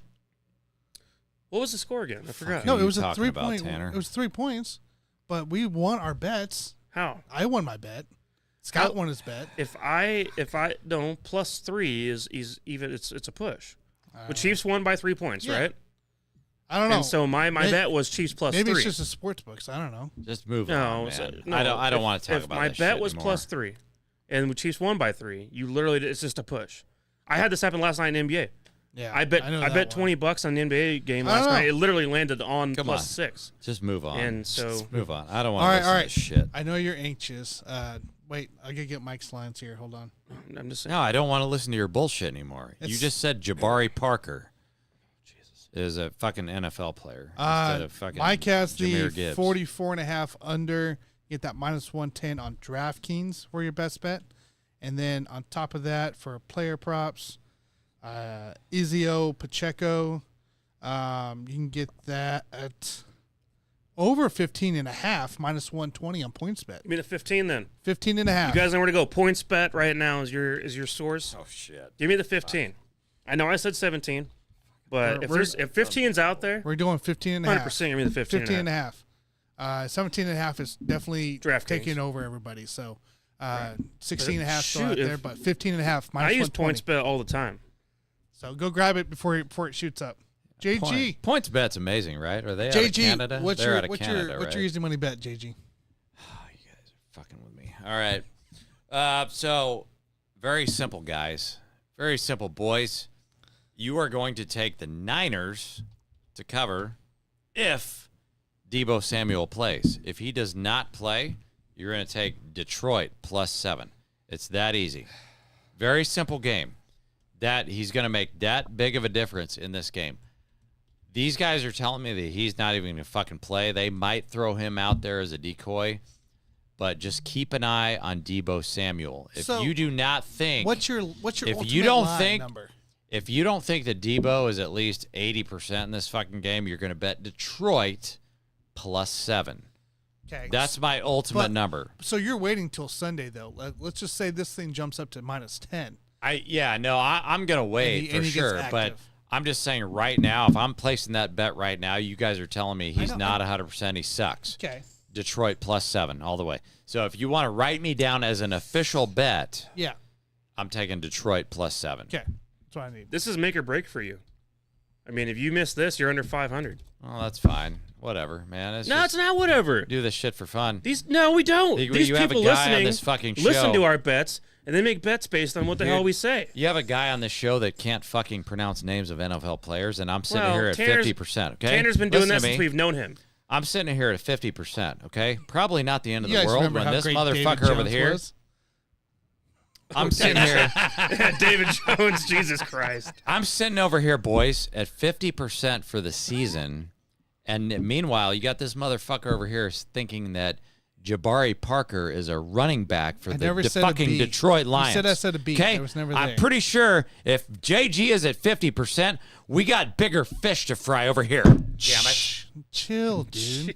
There's people sleeping upstairs. Yeah, I Who? bet there are. What? I Your bet mom? there are, man. Come on, boys. Debo Samuel is all your cases. I don't get it. Debo? Debo? all Yeah, right, okay. so- yeah, you pronounced that right, too. Good job. Scott, Derek Come Alexander on, boys. for the Ravens Chiefs. Ooh, that's a good one, Scott. Derek Alexander. I That's like a that. great one. Derek Jeremy Alexander. Maclin. Jeremy Macklin. Wait, Macklin was with the Ravens Maclin was for the like, Ravens at- like a year. Yeah, that's like it. 1 year, I think, at the end. Yep. Very end. I feel the like end there. Yeah, I that's feel like another good one. I feel a like good when one. you ask that question, I feel like Ray Rice should count because he probably beat One- some of the same women. Like Ray Rice No probably. one, What are you no one talking said about? Quentin Demps. Yeah, Quentin Demps was one. By the He- way, the Just Fans podcast that I talk with, they interview Quentin Demps on a regular. Oh, really? Yeah, apparently he's really chill and talks. He coaches down that way. So, Scott says. So here's the thing. He said, Oh boy, here we go. "This is what Scott says." Come on, Scott. Scott says Chiefs plus 3 means you win. They won by 3, and get 3 means you win by 6. Oh yeah. And get 3 I'm confused, Scott. means you win by 6. Oh yeah. I would Scott, take that back. I'm I'd confused take that about it. fucking bet, dude. I would take the Chiefs. I'm marking it plus as a 3. push. 'cause They're that's they're what I plus would've 3.5. I'm confused by what Scott's saying. I don't know what Scott. No, they're plus 3.5. No. So you want to play to take the Chiefs plus 3. Oh, shit. Did I? No. You see how my Take mind the Chiefs and then- plus but 3, yeah, man. Did I have the Chiefs plus 3 or minus 3? plus 3. Plus 3. We were Oh. plus. We were both plus. No, Scott's right. I got mixed up. So it is right. I How said did plus. this? to How did you. this happen? Because you guys are How did this fucking happen? drunk. I'm the only boys. Come on now. So- when so you we get won. to the point, Okay, yeah, we won. Well, you get That's to the what I point. thought. You get to the point where JG is the only sober guy on this That's fucking my- show. You're gonna have some fucking problems, can't even boys. think straight on Because this these fucking two show. motherfuckers right here are drunk as fuck. They can't even Shut fucking up. think straight. Jesus. And I'm the only sober I motherfucker with the can't voice think of straight reason 'cause over you here. keep Shut up. All right, so that The brings motherfucker over okay. here, So, Jimmy. so now we My- got it all okay. cleared up Fucking A, because man. that's what I was No. confused on. My bad, Scott, for the confusion. Scott. Okay. I So Hey, Scott, what do you think about him saying Jabari Parker is the running So, back for the Detroit this Lions? brings What our- do you think about that, this Scott? brings our Good Lord. percentages to a That's little fucking different. pathetic. All right, so no, we're back at what are we at 50 now? Well, Jason's at 50, Mike's at 57, 57. I'm at 45, shit. and that brings us to 49% on the total. But technically, I won because I had the high point. Was I not at 60 or 62 or something? So I'm the winner. If I was at the high point at some point, Dude, We're still just betting. quit it. we're still What are you betting. talking about? I was a big winner. I had the highest score, man. Oh my God, Scott says No, week he's 5? doing good. Yeah. No, you doing? No, week 7. Come on, dude. What a mess. Pull yourselves together, guys. Jesus Come on, Christ. boys. Stop drinking so fucking much alcohol. I'm fucking sick of this shit. says the guy with the Pepsi in a water. Dude, I'm drinking water, man. Come on. Oh, my Come on, God. boys. Move on. Moving right along. That was it. I mean, Do your that shit. was the topics today. So All right, boys. that's all I have to say for all Tanner? that. So So, moving right along, Tanner. What are your thoughts on the NBA? I know that generally when we talk about the month of January, Here's where I sit. the NBA, come on, boys, the NBA is pretty dead. You have to admit that in the month of January. But Tanner, we got a lot of NBA shit going on right now. So, what do you think about Doc Rivers taking over that job for the Milwaukee Bucks? Adrian Griffin. Isn't it weird? Adrian Griffin got fucking fired. Well, yeah, that's more of an internal thing. I guess he was yelling at assistant coaches, from what I heard, of yelling them to get in the huddle and stop laughing or something, or like stop meeting with their team. He was making fun of Giannis's brother. Really? Yeah, apparently at some point as well. Like, I don't know how we're making fun. We'll have to get more into it. Adrian did come out and say some stuff. I haven't read it yet, opening up about it on his side of the story. But this wasn't a performance issue, right, for the team. This was a full internal, like, your superstar, Dame, Giannis, are unhappy, and the team's unhappy. Something's happening there chemistry-wise. And the owner, was like, yeah, no, we're done. We're done here. So, but yet you bring in Doc, who is a player's coach, as we all know, for that. And, I mean, I think the players wanted him to begin with. So, Do you think that the fact that Adrian Griffin was having some issues and calling out the assistant coaches and Giannis and whatnot, do you think that that was an issue of him being sort of a beta male provider man, or do you think it's a personal problem, or what's going on with him? I feel to me it's more of a coach was trying to be a coach and get his team focused and get his team ready to go. Like, I think honestly, to me, everything that I'm hearing here from that what was going on there, the reason they're unhappy is because they couldn't do what they want. And now you got brought in a coach that you can do what you want as players, and now you're going to tank.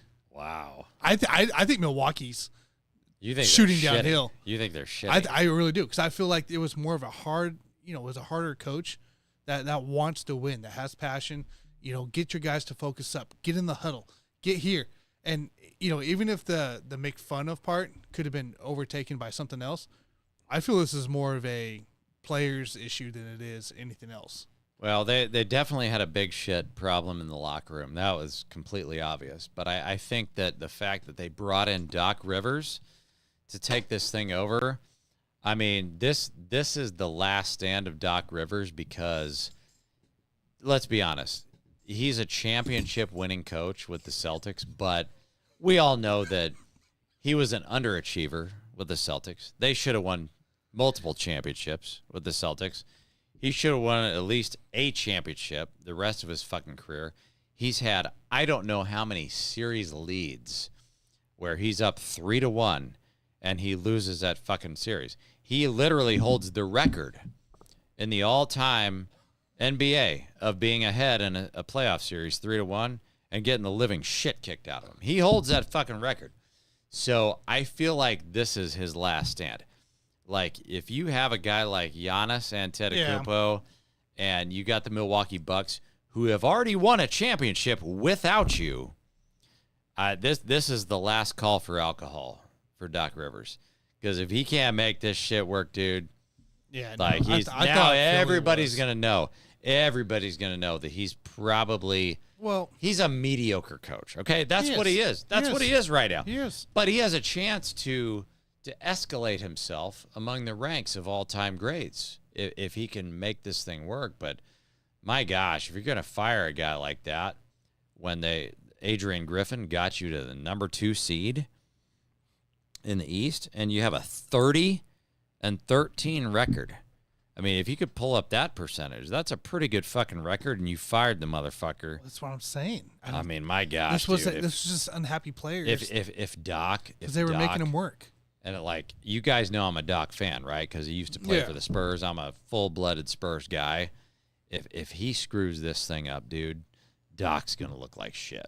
I mean, we all know he's going to the Hall of Fame, but you got to figure out a way to make this thing work. Because if you're gonna follow a guy that got fired with a 30-13 record, and you shit the bed and don't he's got to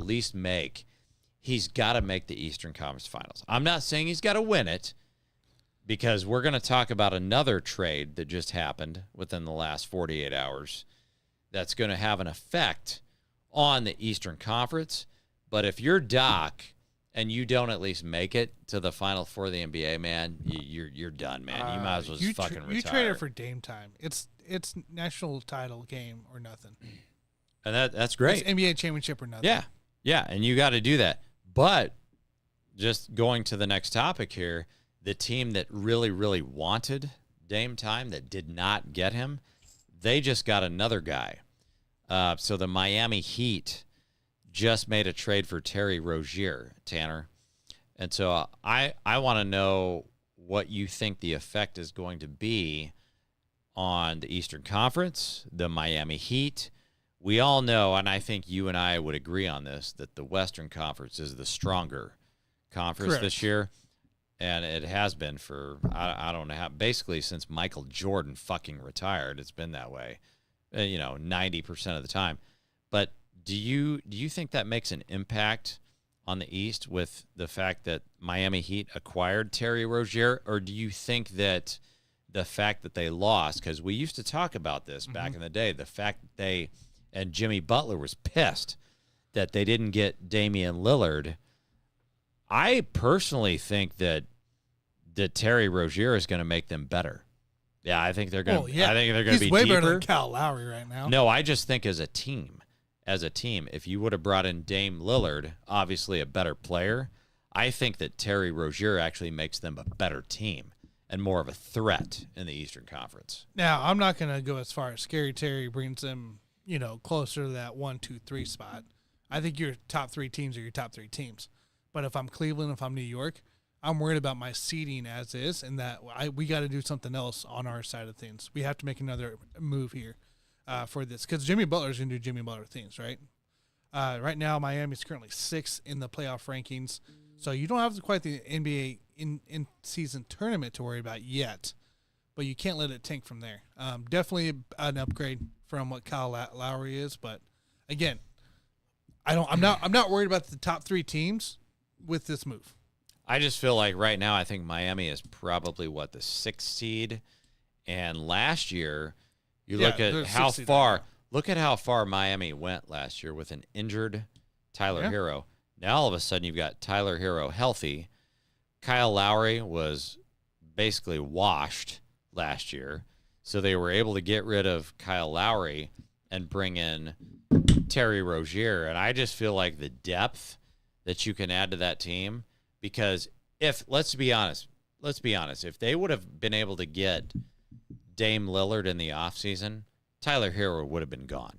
And all of your fucking draft picks. Correct. Now all of a sudden you can keep Tyler Hero, bring in a guy like Terry Rozier who can, the fucking guy can put up 20 a game. And you also didn't give up a lot. Let's be real. And I just feel like this is actually a better scenario for Miami in a weak extremely future wise, it's better. weak Eastern Conference. I think I still would take Dame Time over Scary Terry. You would, but he can't play any defense. I'd still take Dame Time over Scary Terry. Okay. Yeah, I really would. I'm with you on that. I'm just saying the outcome, though. Yeah, I mean, the outcome if of I'm a Heat fan, I'm happy about it. how the season ends. I mean, the Eastern Conference fucking sucks this year. Yeah, and I think Miami could go back to the finals. So I like the move.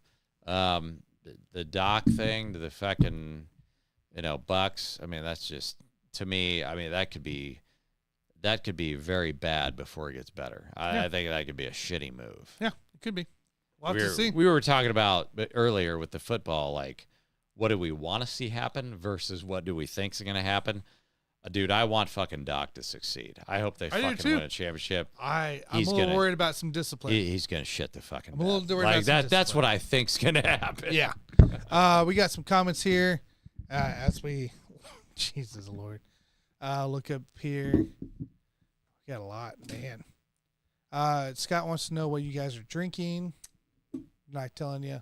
Scott's still out there? Flint Eastwood says, just playing, it's all about engagement, right? Exactly. Scott says, Flint, Flint, I am quick to point because JG is drunk as a skunk. Scott, I'm the only sober one here. These guys are fucking hammered off their ass. To answer your question, I've got a bottle of Jose Cuervo over here. It is pink. I have no idea what is in that fucking bottle, but it tastes good. Flint. And that's how I do my sober days, boys. Flint goes, are you my new best friend? Yep. That's so great. Flint Eastwood said, cracking up on our buffoons, all the dudes. Doc was an advisor for the Bucks. Rumors he was pulling some strings behind the scenes. Oh, yeah, I remember that shit. Yeah, and for the record, what does it say? Oh, yeah, for the record, Jason is drunk. Yeah, guys, to be honest, that was fucking stupid where we had Doc Rivers. Tanner, I know what you're talking about. So Doc was a consultant. Yes, he was. When they brought in Adrian Griffin as the head coach. Giannis wanted Doc and I'm first. just like, really, boys? You got to bring in a consultant to, like, advise this guy, and then he's going to come over and take his job. I mean, that's so fucking stupid. Like, I don't even understand it. But Doc was waiting in the wings, as we like to say, waiting in the wings for that fucking job, and now he's gonna shit the bed. Yeah. I hope to God I'm wrong, but it's not looking good, boys, because Giannis, he's not in his prime. He's not in his prime. He's certainly not the best player in the league. That's a conversation that we're gonna have. That's a whole different show, dude. On another time, on another day. But Giannis is not the best player in the world. So no, Doc, God bless you. You got some work ahead of you. Yes, he does. And you're not going to win a fucking championship this year. That's not going to fucking happen. Yeah, the good news is pretty soon you guys are going to have all kinds of time for NBA bullshit. So I'm looking forward to those days, the off season of the NFL and football is upon us. And we'll just be talking about free agent crap and draft. And otherwise, it's going to be a bunch of NBA stuff. So, I mean, that'll be cool, I guess. Maybe you're getting excited for that, right, man? You get excited about I love when it. When the NFL stops and the NBA gets into playoff season. You get pretty horny for that shit, don't you? Like, yeah, I thought you told me about that last year. Yeah, I love it, man. I start watching all the Suns games. Yeah.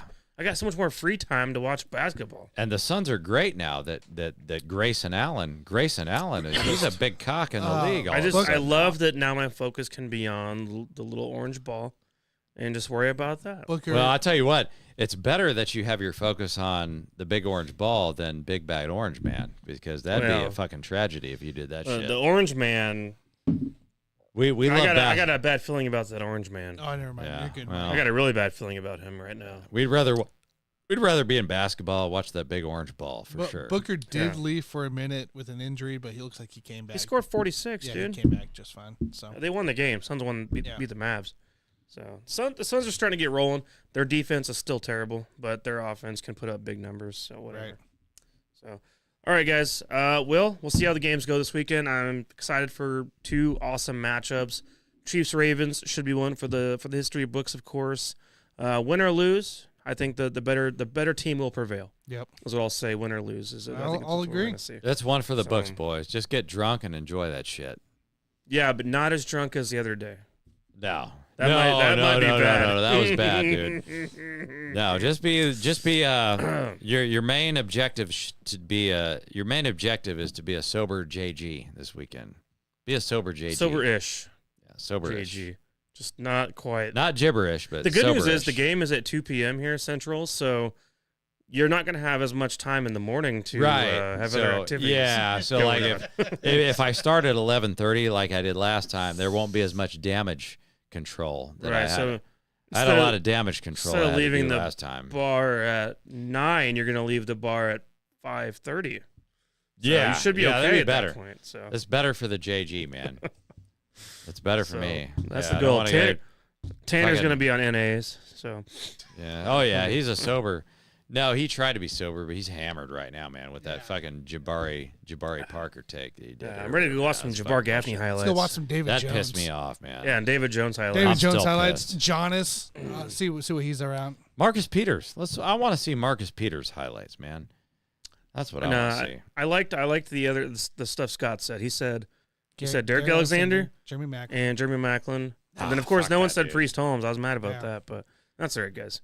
All right. Well, that's all I have for today for y'all. So we'll, of course, be back next week after the game, of course. We will have had at least a couple days to either celebrate or get over crying, one or the other. And I guess you guys can check it out and see how we're feeling on next Wednesday. So, yeah, with that said, man, I'll see y'all on the next one. Outro. See you guys.